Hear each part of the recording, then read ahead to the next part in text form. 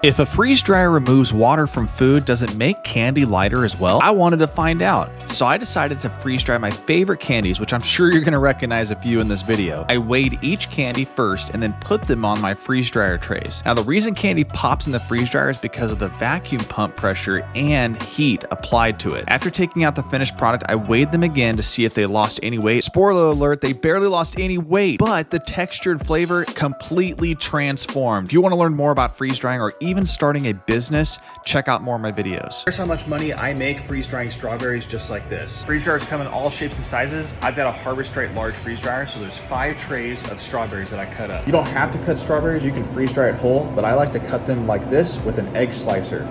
To freeze dry 10 pounds of strawberries, it's gonna take about 36 to 48 hours and cost about $5 in electricity. And if you're renting a commercial kitchen like me for my freeze drying business, you gotta calculate the overall hourly rate to be in this place. After freeze drying all the strawberries, my bags and my labels to sell it is gonna cost an average about $4, bringing the cost of goods sold to $70. If you take the 10 pounds of gross strawberries, you usually get about 10% net. I sell a 1 ounce bag of freeze dried strawberries for $9. If our net is 1 pound of freeze dried strawberries, that equals 16 ounces, which is going to give me 16 bags at $9 a bag, which is $144 gross. The formula for net profit margin is going to be revenue minus your cost of goods sold, which is going to give me an over 50% profit margin in my freeze dried strawberries. If you want to know how to make more money with your freeze drying business, hit me up in the comments. I love freeze drying Skittles, but I made the mistake of thinking there's no wrong way to freeze dry them. If you freeze dry stale candy like Skittles or heat them up beyond 140 degrees in the freeze dryer, they clump together like this. I like it when they're more individually freeze dried, which makes each bite even more fantastic.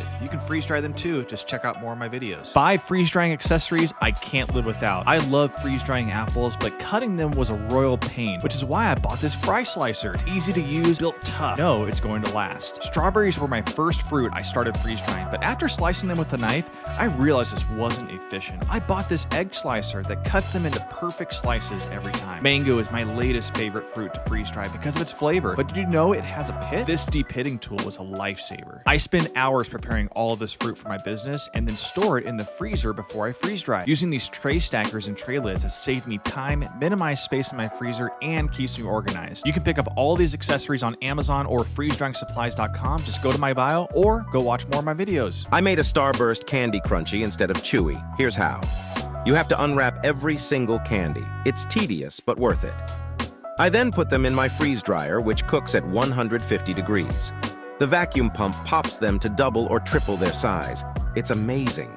The flavor remains the same, and the candy doesn't stick to your teeth. You have to try these.